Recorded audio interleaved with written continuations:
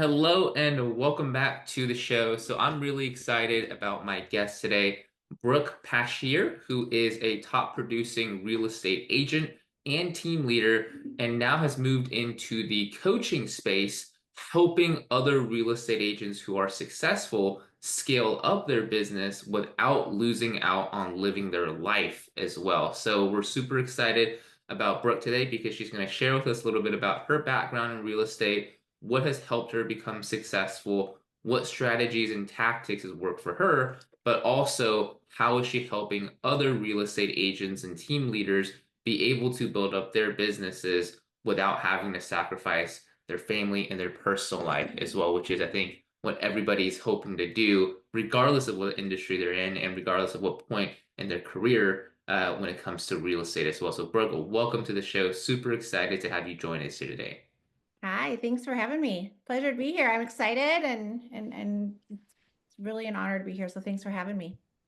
Yeah, absolutely. So, you do quite a bit, right, in real estate, and I would love to know a little bit more about, just before we dive in, just for our audience's sake, a little bit more about yourself. And so, if you don't mind sharing a little bit about your background and how did you get started in real estate, and really what led you to the point you are here today? Yeah, so I started in real estate in 2010, and at that time I was a single mom. My kids were 4 and 6, so now they're 20 and 22, which is crazy.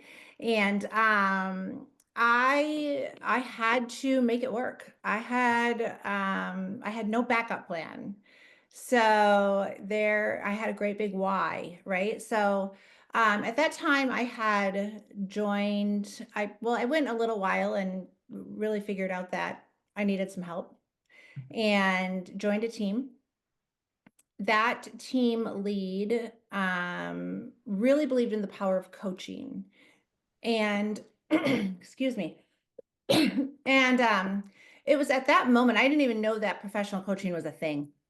And when I met my coach when I was on that team, I knew instantly. I was like, this is something I want to do. I was really into personal development, professional development, and really kind of took on everything that they had told me. And eventually went on my own, grew to the point where I ended up growing my own team. Had a professional coach the entire time. My team and I were able to rapidly grow to be a top producing team. And I ended up publishing a book, and during the pandemic, I knew that I really wanted to move into the coaching space. And I was with a brokerage that it was kind of like, this is the platform of how to get there. And I knew that there was a different way. I wanted to kind of pave my own path. And at that time, there was a brokerage, and I had not gone to any other brokerage. I really didn't explore other options that said, hey, we really need a coach, and we're looking for a coach for this one office. Are you open? And I said, yeah, maybe. So after months and months, my team and I went over there, and I ended up developing a coaching program. It took all of my over a decade of experience in coach with coaches and what I had implemented of, myself. Um, Hundreds of thousands of dollars of investments in myself and implementation with my team, and um, developed a coaching program and ended up very quickly coaching 40 over 45 of their offices, hundreds of agents. Um, and we found through the research that the agents who took advantage of my coaching program versus the agents who did not did over 500% more business. So that was a really, really cool thing to take on. The coolest thing about it is I do not coach on cold calling.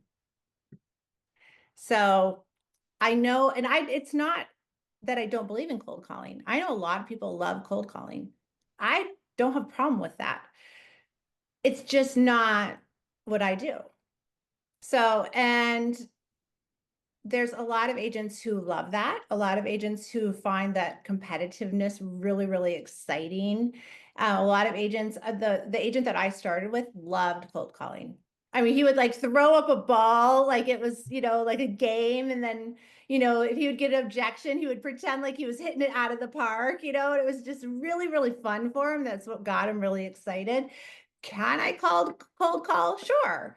But what was really, really important for me when I was growing my team and when I was working real estate, especially being a mom, was I wanted a quality of life.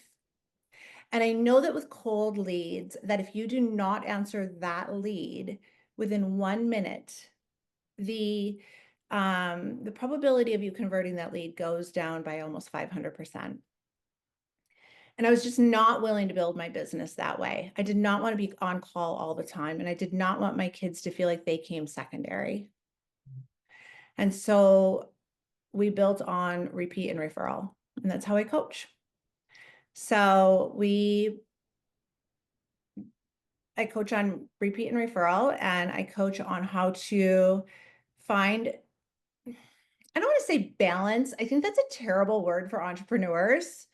I would rather say without finding yourself in chaos all the time. By your design, how about that? By you designing what that looks like. But I don't know that I would say with balance. So that maybe that's a little bit better way to say that. So hopefully that answers your question.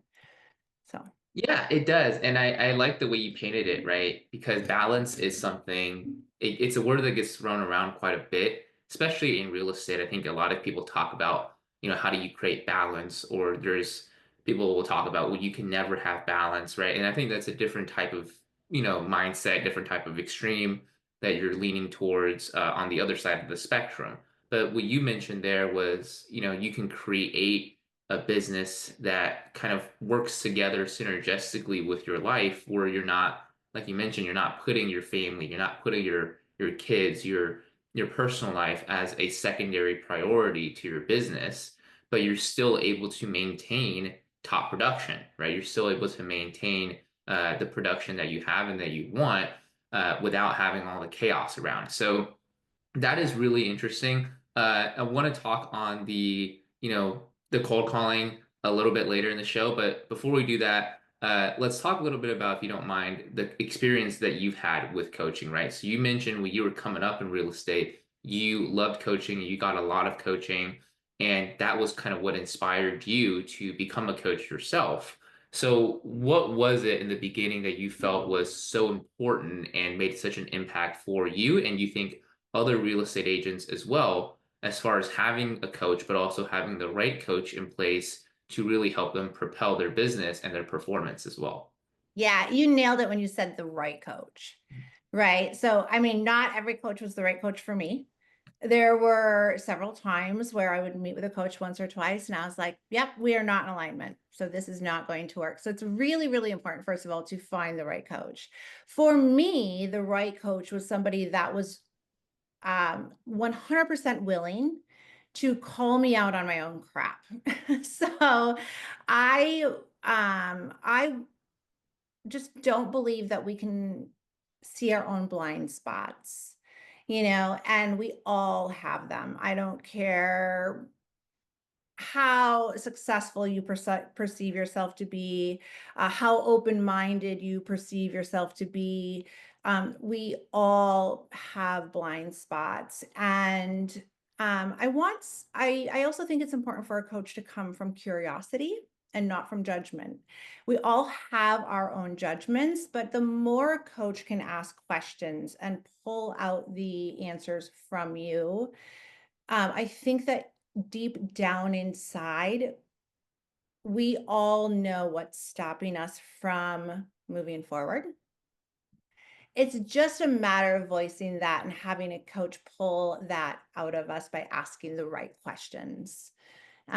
So coaching is really just having somebody be unafraid to dig, to ask the right questions, and to stop you when you have an emotional reaction, to stop you when you have a blind spot, and to dig on that one piece and say, let's dig there, let's stop there, let's explore that's happening right there. So are there systems and processes that are taught along the way? Of course. But real coaching is helping the client discover things about themselves that they would not explore on their own because of our own biases. So that's the real power of coaching. And that's what happened with me. So I had a lot of blind spots. I still do. And I still have coaches. I will have a coach probably for my entire life. I love what I do. I will not, I would never hire a coach that didn't have a coach. I want a coach who's also coachable. I want a coach who's also going to be growing as they're coaching me. So that's really important. So but I also want a coach who's walked what I am looking for. So if I'm looking for to go maybe I'm hitting a ceiling and I'm at like 4 or 5 million in production, and I want to grow a team and maybe go from 4 or 5 to like 10 or 15 million. I would probably want to make sure that my coach has done that, because if I want the playbook of how to do that, I want to be able to ask my coach for it. So I'd be looking for that too. So are they in the industry? But can they help me also see where my blind spots are and what am I missing, and not be afraid to call me out on it. So but in a loving and non-abrasive and non-judgmental way. Right. You can't improve if you're constantly being, I guess, pushed down. Right. Right, right. But it's also very different than it's very different when they can ask the right questions and pull it out of you rather than have a coach tell you. Because deep down, we all really know. It's just a matter of having a coach ask the questions to be able to pull it out of you to see it. That's it's a way to approach finding the right coach, right? As far as being able to interview with different people, being able to see kind of who is going to be there to help you with that. And I love the way you've again kind of explained what a great coach is able to do. Because a lot of people, I think they come in and maybe it's just a different personality type, but they are very aggressive, right? They'll kind of point out your flaws that they see on their side to you, and they'll do it very, kind of very bullet point esque, right? Well, they'll show you this is what you're not doing, this is what you're not doing correctly, this is what you need to do, and you need to do this now for this amount of time for these amount of days of the week, right? And I think as an individual, regardless of where you're at, even if you're like ready for coaching, that's still a lot hitting you at once because you Sure. didn't know that, right? You mentioned we all have blind spots. There's a reason why they're called blind spots, right? If they're not, then we would be able to see them. So you need somebody to help you with that, but it can't just come all at once at you on top of you like that, or else you're not going to be able to take that and really own it as something that you want to change and improve yourself. Well, you actually hit the nail on the head. And that's really what, in my program we do first. I can give the exact same playbook to two different people, and they can have drastically different results. And it really just comes down to, what are their identity? Who do they believe themselves to be? The limiting beliefs, where, what paradigms do they have? Paradigms run very, very deep. What beliefs did they grow up with? What stories did they believe? What are they, how do they identify? What is their environment, And so we have to explore all the reasons that they are where they are right now before we can move to where we want to go. The really crazy thing is most people have no idea what they even want. Most of us have just been told what to want. Oh, you'd be really good at this. Oh, you should do this with your life. Oh, this is what our family does. Oh, this isn't meant for people like us. Most people have never been truly asked, what do you want? So when they're asked that, they get really kind of stumped in their, in their place and go, I don't know. It's a really hard question for a lot of people to answer. Or else, if it's a brand new agent, it's kind of interesting depending on where they are at in the world, right? But I happen to be in Michigan. And for some reason in West Michigan, new agents, if I were in Miami or somewhere else in the world, so wherever people are in the world, they probably go, wait a minute, that's small potatoes.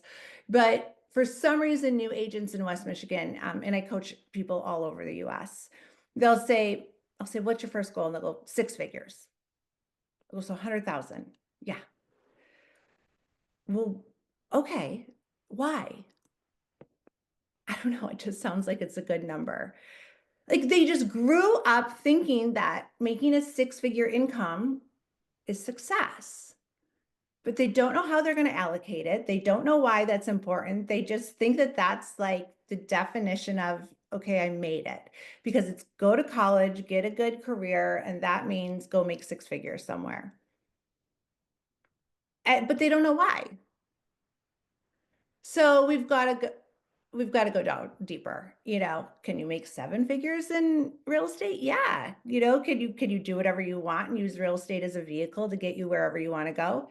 Yeah. Let's explore the reason why.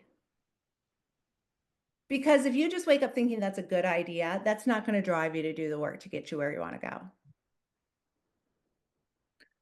Yeah, it's not something that you own, right? Like it's not if you're being told what to do and you're not going to be internally motivated. You're always going to be looking for motivation outside of yourself, and that's never a good way to do it. And I love that you brought up identity as kind of like the first most important thing that you work on with the agents that you coach, because I think that's where everything is rooted from, right? Is who do you believe yourself to be? What is your identity? So, I'd love to know a little bit more about what are some of the things that you do? What are some of the questions that you have them maybe ask themselves when it comes to discovering their identity and possibly even changing it, right? By changing their paradigm to something that they can really resonate with and they're really proud of moving forward. Yeah. So I always say that the work is never inside of our session that we're doing. It's always outside, right? It's always the reflective work. Um, so really what we have to do first is identify what do we want, right? So first, what is it that I desire? Because going back to just the simple thing of, well, I just want to make six figures. Well, if that's really what it is, then let's just go get a 9 to 5. Because if you're not identifying as an entrepreneur or self-driven or, somebody who can really add value to a lot of people's lives or somebody who, wants to do really big things in this world or has a why bigger than yourself or just putting food on the table for your family, that's not enough drive to get out of bed if someone's not telling you to go punch a clock or there's no like, repercussions for not getting out of bed to do the things that you don't feel like doing that day. So first we have to decide what it is that we want. What do you want? So I'll do a discovery call with people before I even decide if I want to coach them or not. I'm interviewing them just as much as they're interviewing me. And if they cannot get to the point where they even know what they want, I don't think I can coach them. Like That's a hard thing, and I'm trying to pull it out of them. What do we want? What do we want? But first, we decide what we want. Then it's okay. What do I want? And then why don't I have it yet? What is it that has stopped me so far? Can I identify what it is that I have, the reasons that I don't yet have it? Okay, maybe not, maybe. But then I want us to put ourselves in the place, the highest version of me, of okay, if I have that already, let's just say I'm a team leader and I'm a seven-figure income earner and I'm the top producer in my area and I'm really philanthropic and I give into my to a cause that is really near and dear to my heart. And I'm someone who just adds a lot of value. When I know specifically what I want, then I can put myself into the position of, then who am I as that person? And I can make decisions from that version of me. So then I can say, okay, because I have to be that person before it actually starts to show up in my physical world. So I'll say, okay, I do this all the time, even with myself. All right, what's the highest version of me that I can see right now? And then if I make it, when a decision comes to me, I go, all right, am I making this decision from the version of me who got me to where I am right now? Or am I making this decision from the version of me, the highest version of me that I can see? And I'll say that to my clients. Okay, well, you didn't feel like making that phone call. What would the highest version of you do? She'd have made the phone call. You didn't feel like investing in that CRM. What would the highest version of you do? Right? You're really afraid to hire that executive assistant. What would the highest version of you do? We got to make decisions from that highest version of us in order for us to start seeing that happen in our 3D world. And so many people have it backwards. So many people say, I'll start acting like a 6, 7 figure income earner when I have it in front of me. And it's like, no, no, no, no, no. You got to be that first. You got to wake up and show up as that version of you every day before you start to see it in your physical world. But we have it so backwards. Or they'll say, I'll be happy when. No, you got to be happy with what you have now. Otherwise, you're going to like we really want those things in our lives because we think it's going to bring us more joy, more happiness, more freedom. And the secret is actually being happy and joyful and free now. Because if you can't find it now, you're definitely not going to find it when you have more. You're just going to be unhappy and busier. So be the And person now. and we've seen that, right? I mean, I'm sure we know people. We know a lot of real estate agents and maybe even in different industries who seem like they're very successful, who are making much higher incomes than they were before, but they're no happier. They might be less happier. Maybe they're more anxious, more stressed out, even depressed. Yeah. And sometimes we see it. Like sometimes we know that's the case. Sometimes we don't, and that's what's going on behind the scenes as well. And I think that's where what you just said is very powerful because if we don't become the person that we truly want to become and become the highest and best version of ourselves, then we can maybe force our way into earning a higher income or producing more deals or doing more business, right? Whatever that means to you. But you're not going to be any happier. You're not going to be any more free. And, you might be going down, maybe a more quote unquote traditionally successful path, but it's the completely opposite of what it is that you're looking for. And I think that is where what you said, it becomes so powerful because we need to understand that first. And even if it is chasing a specific goal, right? Even if it is, you really want to do more business, usually we can never do that if we don't actually change our habits, how we see ourselves, and how we show up, right? I know we've always been taught that, if we have something in the physical world, we can have it, that we can become that person.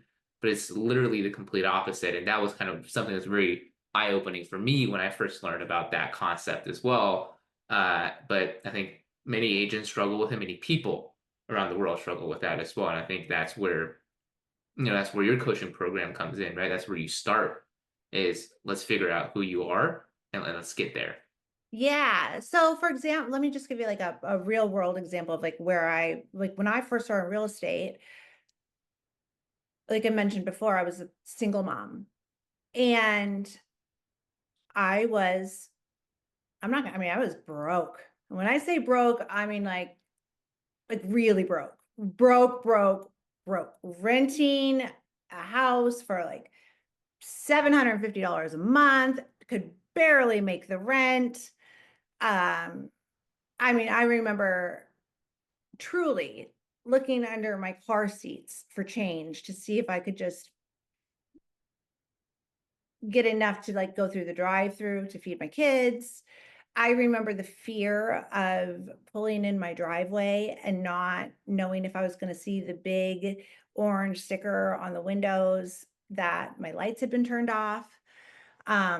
I mean, I was in fear all the time. And so I identified as a broke single mom. And so identifying as a broke single mom, success felt hard. And so it felt like everything I did was just going to be more and more doing and doing and doing and doing. And it just felt like anything I wanted to do or any making it, right, just was going to be a lot of hard work. So even when I started closing deals, I still identified as a broke single mom. And even when I started making some good money, I still identified as a broke single mom. So I lived in fear. I'm going to lose it all. I'm going to lose it all. And I finally had a coach say to me, Brooke, when do you stop identifying as a broke single mom and you start identifying as a successful businesswoman who can have whatever she wants and be an inspiration to her kids? And I was like, hold on here. And when I started making decisions as a successful businesswoman, ideas and inspiration came to me from the identity of a successful businesswoman. It didn't come to me as this is going to be hard. I didn't have to do more. I started making decisions as someone who was already successful. So it didn't have to feel hard. It didn't have to feel like more doing. It was like, oh, this is what I'm good at. This is what I can stay doing. Oh, I can say no to this. I don't have to live in fear. Oh, I can delegate this and I can hire someone to do this because I've got enough business to come in and pay for that. It's okay. I don't have to worry. But when you're living in fear and you're broke and you're living as I'm a broke single mom and success is hard, you live in chaos because you go, I have to do it all myself. I have to be on the grind, which everything means it's up to me. And so it's more and more and more and more and more and more. And I have to say yes to everything because if I don't, and if I don't do it all myself and everything relies on me, the world is going to fall apart around me because and so I have to stay in chaos. It's different identities. You can have the same outside results, but your inner world is completely different. Yeah, I mean, what you said there was, I think that's so crucial, right? Like when you have a different identity, it doesn't become I have to do more, I have to work harder. And that's I think where a lot of people are stuck on is they feel like if they want to get to that next level, they just have to work harder and they do, right? Which is, I mean, you can say if it's a good or a bad thing, but they think, they just work harder, they work double the hours or triple the hours, and they're not getting anywhere, or they're getting to it, but they will lose it, or they'll work more, or they think they've hit a ceiling and they can't ever work more than that because we only have so much time throughout the day. Mhm. Right. And that becomes, I think that's where the problem lies, right? So what you said there, I think was so crucial is that once you do change your identity, and no longer becomes this is something I need to work harder for, or this is going to be so difficult. It becomes this is naturally what I'm good at, and these are the decisions that are going to lead me to what it is that I truly want as well. And I think that kind of ties back a little bit with what you talk about that you don't coach on cold calling at all, right? Because I think for a lot of agents starting out, cold calling has that mentality of, do more, call more, be on call 24/7, be active and engaged 24/7. And that's not necessarily what, I don't think that's what most people want as a real estate agent as well. So, I would love for you to share a little bit about kind of your mentality around that and how you were able to help the clients that you've coached, basically increase their business by 500% without even going out there and cold calling, which is, I think, the de facto kind of strategy that agents are thinking about when they think about doing more business. Yeah, yeah. Well, first of all, let me make it clear that like I don't think that there's any wrong way to build a business. And that's the beauty of real estate, right? You can build it however you want, you know. I just know that if people are like, I love cold calling, I'm okay saying I'm not the right coach for you. Like that's okay with me. No problem.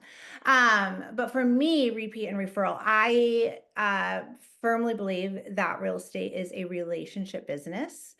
And for me, um, when you build a business on relationships, it is the heartbeat of your business.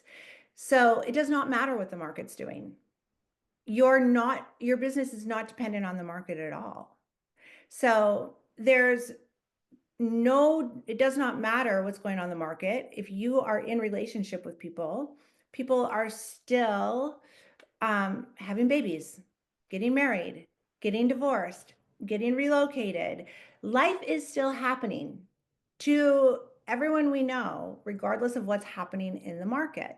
So if you're in relationship with people, you know what's going on in life with them. So research shows that when adults are put under pressure and they're asked, do you know a realtor? They can typically answer with one or two names. But when they have been given time to think about it, most adults know between 7 and 8. So what's our job? To be the number one name that they can think of, right? So how do we do that? We be in relationship with them. So if we are in relationship with them and we have a system in place that reminds us to say, hey, you said you wanted to be in relationship with them and you need to contact them. So here's your reminder to contact them. And I have a beautiful system for that. Um, and you lead with the relationship, not with, hey, do you want to buy or sell real estate? These are the people who know you, like you, trust you, and have the ability to refer and use your services. They already know you're in real estate. You lead it with the relationship. They feel like they are the most important person to you. You've already identified them as someone who's important to you. You know pretty much everything about them because you've asked them their birthday, their kids' birthdays, their dog's name, their anniversary, their favorite junk food, where they work, their favorite restaurants, their favorite beverages, all the things. Real easy to get that information, by the way. Not too complicated. You know all this information. You're staying in relationship with them. When you lead with a relationship, research shows that for every 12 people in your sphere of influence, you can reasonably expect to see 2 pieces of business from that. Now, those odds are pretty darn good in comparison to 50 people that you don't know and expecting to see 1 piece of business. So 50 to 1 or 12 to 2. I'll take the 12 to 2 all day and build a relationship on build a business on relationships. You just have to have a system in place to do that. And then everybody in your sphere of influence is, oh my gosh, Brooke is so good at staying in touch. How do you remember everything? And it's not ingenuine. It's actually extremely genuine. I've identified this as a person that I want to stay in touch with. I've identified this as a person that I want to be in relationship with. It's just like grandma having my birthday on the calendar. She doesn't forget it. So, it is for me the most sustainable way. And it is also the most fun way to build a business because you literally can wake up every day, your CRM says, hey, contact these 10 people every day or today. And you're having conversations with people that you actually really enjoy. You're in alignment with them. And when you're in alignment with them, who do people hang out with? People who are in alignment with them. So they're referring people to you who are also in alignment with your core values. So you're doing business with people that you enjoy rather than just cold calling people that you have no idea who they are, no idea what their core values are, no idea if you're in alignment with them at all. And you're also having to spend your time selling yourself constantly when you're cold calling, where when you're getting a referral, they're doing the work for you. They're selling you for you. You are literally just doing your presentation because your sphere of influence is selling you for you. If you're getting a referral, that is the best kind of business to get. You're not having to constantly sell yourself. You're already in alignment. So you can build an empire of repeat and referral business if you know how to do it correctly. Right. And you mentioned you going out there and cold calling people that you don't even know that aren't aligned with your core values. You could potentially be out there chasing these clients or potential clients that you don't even want to work with, right? Because once you realize that when you guys actually start working together, this is a terrible or just a nightmare client that's going to cause you a lot of chaos. And it's harder. It's just the dynamic of it, right? There's ways to do it. I mean, there's enough scripting and coaching in the cold calling space that For sure. you can go ahead and do it and be successful, but the dynamic of you picking up the phone, calling a stranger and trying to sell your services is always going to be of the chase, right? You're chasing them instead of let's see how we can work together to help you get to your goals. And a referral, I think that's the most powerful version of that because it's somebody that you mutually know, who has a good relationship with you and has a good relationship with the client that they're bringing to you, and they're saying this is the person that is going to be able to solve your problem.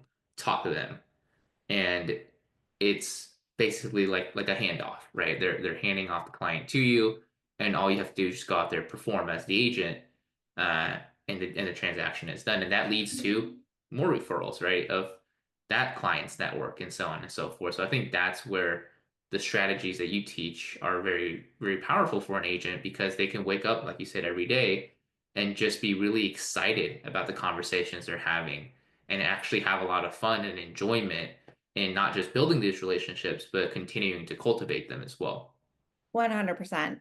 Yeah. And then however you bring in new people into, your database is 100% up to you, So wherever your zone of genius is. So people will say, Brooke, what's the best way to then build? And I say, whatever it is that you're good at, right? So if you love planning events, let's plan events, right? If you love networking, let's build your allied resources list, right? And let's be the best networker out there, right? And we've got a system for that. Like if you are super good at social media, then let's be the best, like, what is that, influencer out there on social media for your local market, right? So there's always a way, like once you have your core sphere of influence dialed in and your system dialed in for that, however you build to bring more people in is 100% up to you based off of what you enjoy and what you're good at and creating a system around that. But the thing is that I see so many agents get shiny object syndrome and go, oh, well, so-and-so's doing this now. Oh, so-and-so's doing this. Maybe I should try that. Maybe I should try that. Oh, well, they're cold calling. They got a lead off of cold calling. I hate cold calling, but maybe I should go do that. And they do all these different things and then they don't do anything consistently. And then I hear, oh yeah, I tried that once. It didn't work. Oh yeah, I tried that once too. It didn't work. And I'm like, what did you do consistently that didn't work? What do you mean consistently? Like, what did you do like for 90 days? Anything? So, but it's finding what you enjoy, finding what you're good at, and doing it consistently to bring them in. And when you do that and you can figure out a way to do it better than anybody in your market, game over. Game over. Yep, exactly. And that's I think that's the biggest struggle agents have is the shiny object syndrome, right? I agree. They'll see something work or some ad they saw on Facebook somewhere and then go into like a free training or some type of training program and work a strategy for 2 days and it doesn't work, right? They'll try something else. So I think you hit the nail on the head right there as well, which is if you work a strategy consistently enough, every strategy works. It's just which one are you willing to stick with long term? That's right. And so just do what you enjoy. And and that's the beautiful thing about real estate is it all works. You just have to work it consistently.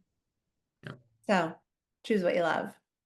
Yeah. absolutely. Well, Yeah. Brooke, I appreciate you being on the show today. You shared a very powerful, conversation here. I think you shared a lot of value with us here, who are, people who are watching this or listening to this, and I got a ton of value out of it personally, and hope the audience, I'm sure they did as well. So, for anybody out there who is listening or watching this that want to learn a little bit more about what you do, maybe they want to see if your coaching program is right for them, what are some of the best ways for them to either reach out to you or to get more information? Oh, thanks for asking. My Instagram is just my name, Brooke Passchier. So follow me on there. I would love that. And if you're interested, you can just send me a instant message or a direct message. That would be great.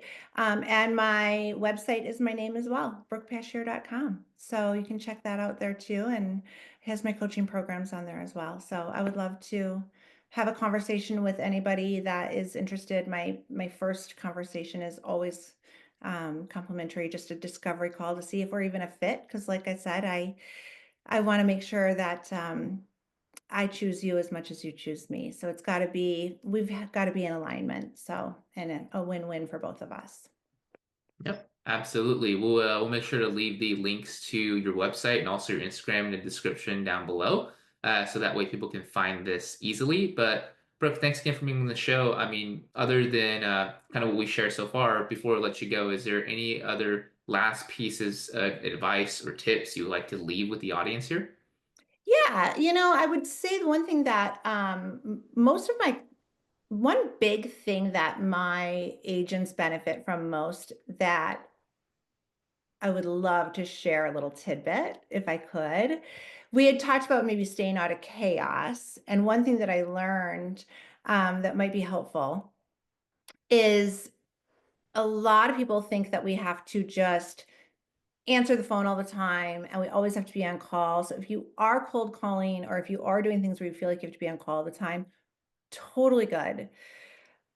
I just want us to not forget why we're building and why we're hustling and why we're doing what we're doing. And so just remember that like if you were on a listing appointment, you wouldn't answer your phone.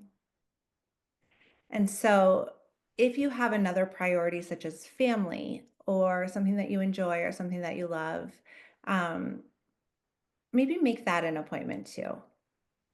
No one will ever ask you what was your appointment. So if a client calls or if someone calls you and you happen to just say, sorry, I missed you, I was in an appointment. As long as you have your priorities, like that's the one thing that I say most is your family or you can have one or two priorities that are just as important to you in your personal life as they are in your business life. That is, if you're looking for that balance that we say doesn't really exist, but you're looking just to make sure that you're keeping your priorities somewhat in balance. The best piece of advice I can say is create appointments in your personal life as well and keep them as just as much of a priority as you would like a listing appointment or an appointment with buyers because nobody will ever say, what was your appointment? So that's probably the only thing I would love to touch on because we had talked about maybe staying out of chaos or like creating that life by design. And I think if I could just give one piece of advice, I would just love to share that. And I'm so glad you did because that is a wonderful piece of advice. And I think if anybody wants to build a business along with their lifestyle, that's exactly what they need to do because it's all about your priorities. So, Brooke, thank you so much again for being on the show. Thank you for tuning in, and we will see you on the next show. Take Thank care. you. Bye.